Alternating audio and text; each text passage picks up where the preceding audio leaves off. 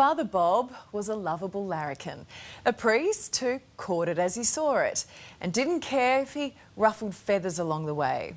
He was also a champion of the poor and disadvantaged. Father Bob, we salute you. True blue, is it me and you? Is it mum and dad? Is it a cockatoo? With a song in his heart and service in his soul, Father Bob McGuire was on a mission from God to fight for the battlers and the broken-hearted.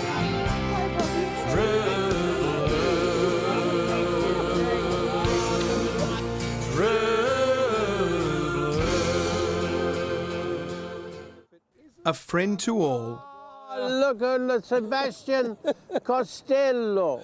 Father Bob's message was always put others first, even if his language wasn't always biblical. Do you reckon times are getting a bit tougher? Yeah, of course they're tougher and tougher. The elites don't give a rat's ass. Reverend Tim Costello first met Father Bob in the 1990s, when Tim was the local Baptist minister near Bob's St Peter's and Paul's Catholic Church in South Melbourne. I feel like a great oak tree of the Christian faith has fallen, and feel great grief about that. He was not just remarkable in compassion, but remarkable in communication. Part social worker, part shock jock in a minister's stole, Tim remembers Father Bob as a man of God who wouldn't take no for an answer when it came to helping his flock.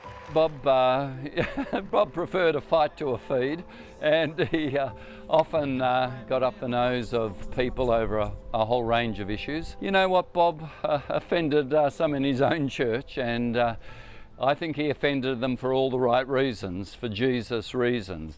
The son of Scottish migrants, Bob McGuire started life with little, his own father's problems with alcohol playing a role in his calling to those who struggle. He joined the priesthood at 25, serving as an army chaplain and a parish priest in South Melbourne for almost 40 years, his removal leading to public outcry. Youth worker Les Twentyman was one of Bob's closest friends, McGuire marrying Twentyman and his wife Cherie.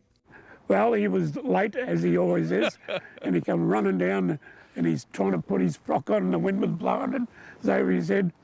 And then there was a couple hundred people there and he just did the Bob McGuire show and had them all laughing, and yeah, it was a great experience.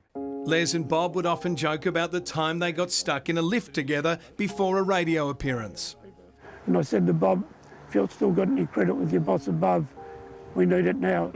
Next minute, the lift doors open. I turned around and I said, Bob, and he just winked at me, you know.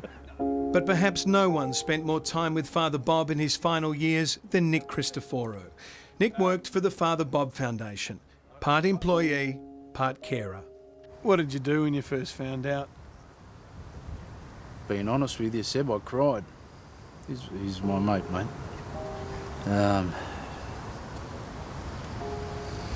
It's been hard. But Nick and others are now celebrating Bob's life, taking faith in the fact that even as he entered the final stretch, Father Bob wasn't worried about what lay ahead, looking death in the eyes and finding a way to laugh. How long are you going to keep doing this, Father Bob? Oh, I think until the last gasp. I think so, can't you? Until your last breath? Well, I hope so, you know what I mean? Even at the end, I'll give him a laugh. Because I'll shut my eyes and then they'll say he's dead and I'm going to say, hello! Yeah, come on. Yeah. You've got to give him one last gag before you go. The last laugh. Father Bob McGuire leaves behind a nation that was proud that he was one of ours, and a legacy of a life lived for others as he shuffles off to whatever comes next. And you'll never walk alone. Father Bob, you will be missed.